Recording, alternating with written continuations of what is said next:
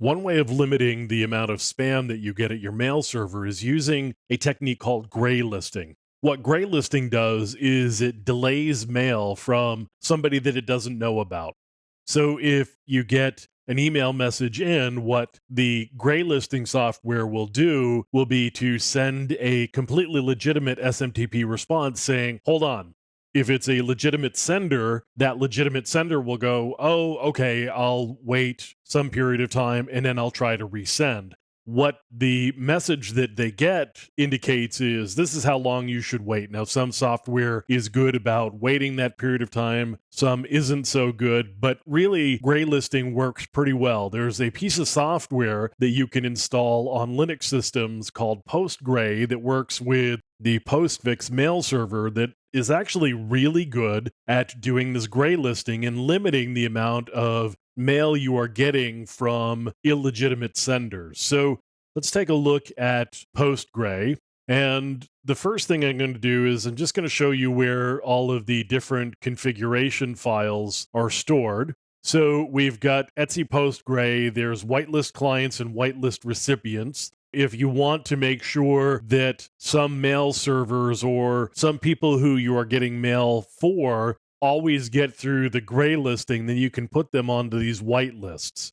So the next thing that we need to do is figure out what port that Postgray is actually listening on. Now I can tell you, but I'm going to just do this so that we can just double check. I'm going to send this off to Les here.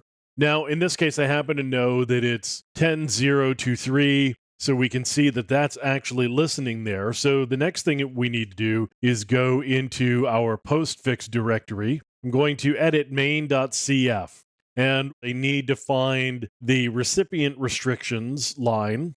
And in this case, I don't actually have a recipient restrictions line. So what I can do here is I can use a program called postconf to actually add that line in for me.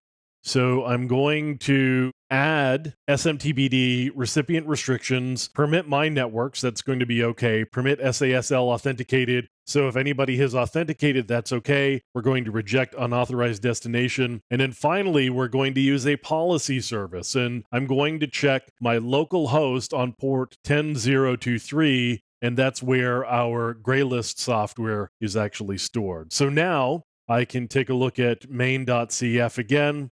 And I ought to have that line at the very bottom. Sure enough, I do. So let's dump that. Now all I have to do is reload my postfix server here. And now I have my graylisting software configured. And so I should be able to send messages in from somewhere, and I would see something in my mail log indicating that the message had actually been delayed. So one other place that I want to show you here while we are looking at the configuration for this is in the default directory. This is where defaults for a lot of different services and programs are stored. And I want to look at the Postgray defaults here.